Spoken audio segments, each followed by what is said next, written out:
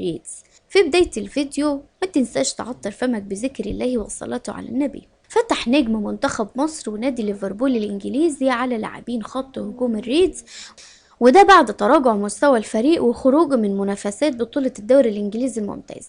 ومن هنا قال محمد صلاح في تصريحاته الصحفية إن ثلاثي هجوم فريق ليفربول اتراجع بشكل كبير، وده كان له تأثير كبير في معدل الأهداف اللي بيحرزها الفريق في المواجهات.